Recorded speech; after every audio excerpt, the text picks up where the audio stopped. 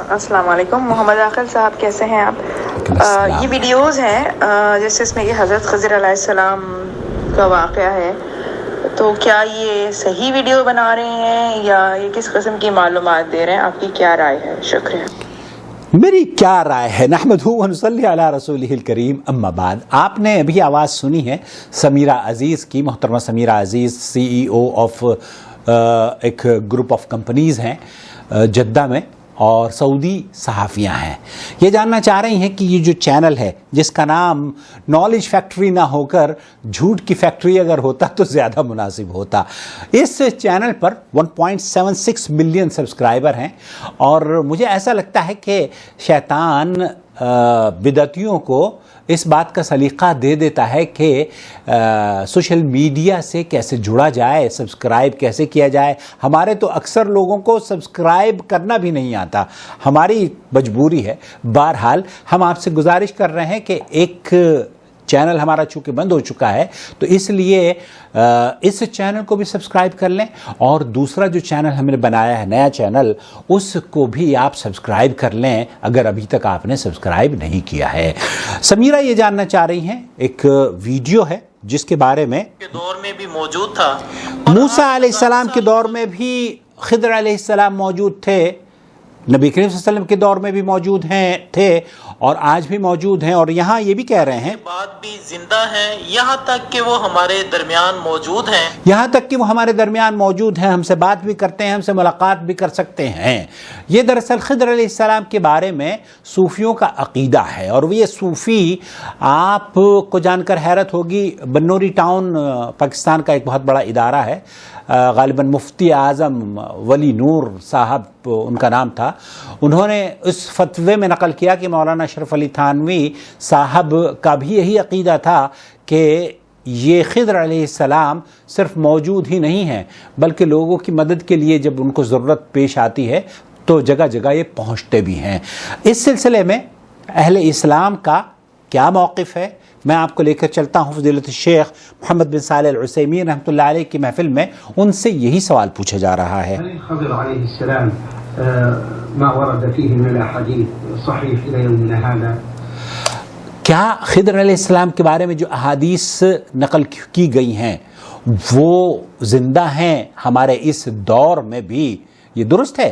وهل هو حي يقول وهل هو حي، کیا وہ زندہ ہیں، یہ پوچھا جا رہا ہے. اما کون حی فلا. شیخ محمد بن صالح العثیمین، شیخ عبدالعزیز بن باز، شیخ صالح الفوزان، سعودی عرب کے کبار علماء، اہل حدیث علماء، سلفی علماء، سب کا صحیح موقف، صحیح منہج یہی ہے کہ وہ زندہ نہیں ہیں.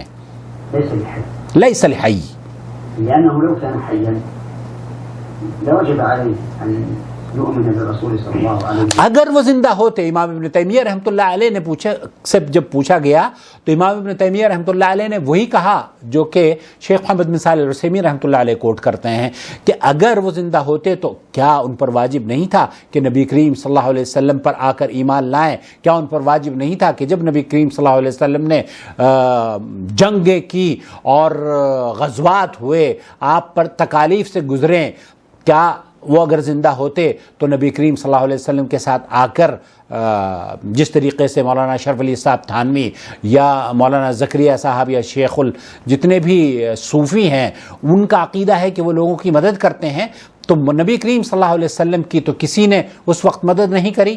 ایسی صورت میں یہ عقیدہ رکھنا کہ وہ زندہ ہیں اور نبی کریم صلی اللہ علیہ وسلم کے دور میں بھی موجود تھے، یہ گمراہ کن عقیدہ ہے.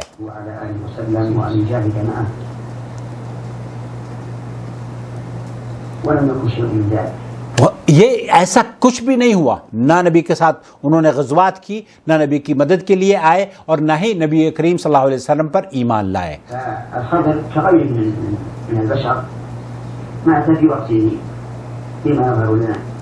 خضر اللہ تعالیٰ کے ان بندوں کی طرح سے، دوسرے بندوں کی طریقے سے ہیں جو کہ جن کے بارے میں قرآن تذکرہ کرتا ہے اور ان کا انتقال ہو چکا ہے.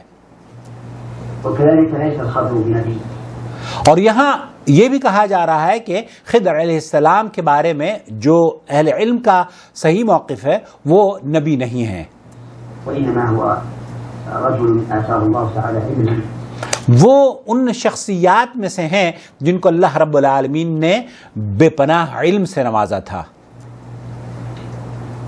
لا يعلمه موسى وہ علم جو موسیٰ کے پاس بھی نہیں تھا آپ خضر کو آپ نے عطا کر دیا تھا. عليه الصلاة والسلام لأن موسى عليه الصلاة والسلام. یہی سوال امام بخاری رحمۃ اللہ علیہ سے پوچھا گیا کہ خضر زندہ ہیں، تو اللہ کے رسول صلی اللہ علیہ وسلم کی وہ حدیث امام بخاری رحمۃ اللہ علیہ نے پیش کری کہ اگر خضر زندہ ہوتے تو اللہ کے رسول صلی اللہ علیہ وسلم نے فرمایا کہ جو آج زندہ ہے وہ 100 سال کے بعد زندہ نہیں ہوگا. تو اگر اس حدیث کے مطابق ہم یہ سمجھ لیں کہ اگر خضر علیہ السلام صوفیوں کے عقیدے کے مطابق زندہ تھے تب تو وہ نبی کریم صلی اللہ علیہ وسلم کی وفات کے بعد 100 سال کے بعد ختم ہو چکے ہیں. یہ کیوں؟ کیونکہ نبی کریم صلی اللہ علیہ وسلم نے اس بات کو واضح طور پر بیان کر دیا تھا کہ جو آج زندہ ہے وہ 100 سال تک زندہ نہیں رہے گا. یہاں ایک بات اور آپ کی خدمت میں عرض کر دینا چاہتا ہوں کہ بہت سے لوگوں کو دیکھا گیا ہوگا اور آپ نے سنا بھی ہوگا کہ فلانے صاحب کی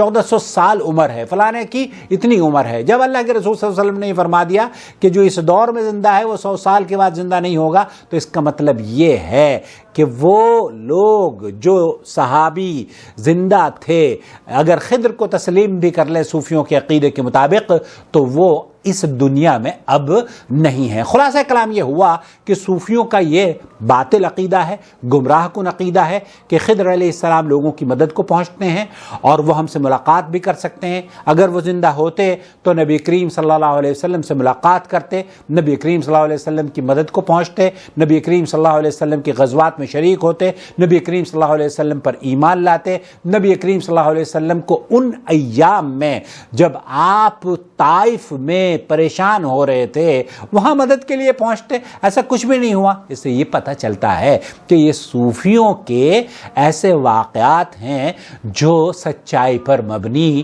نہیں ہیں. اپنا بہت خیال رکھیں، دعاؤں میں یاد رکھیں، اور اس چینل کو براہ کرم دیکھنے کے بعد دوسروں کو بھی ریکمنڈ کریں تاکہ ان جھوٹ کی فیکٹریوں کا ہم کم از کم تھوڑا بہت تو سامنا کر سکیں اور ان تک ہم اپنی آواز پہنچا سکیں. اللہ رب العالمین ہماری اس کام میں مدد فرمائے اور اللہ تعالی ہمارے اس کام کو شرف قبولیت بخشے. اس چینل کو آپ کی سپورٹ کی ضرورت ہے. جوائن ممبرشپ کے ذریعے آپ ہمیں سپورٹ کیجئے، اور آپ کے ملک میں اگر جوائن ممبرشپ کا بٹن نظر نہیں آتا تو ڈسکرپشن باکس میں پیٹریون ویب سائٹ ہے، وہاں آپ اپنے تعاون کو ہم تک اس کے ذریعے پہنچا سکتے ہیں. شکریہ. اللہ ولی الذین آمنوا یخرجهم من الظلمات الى النور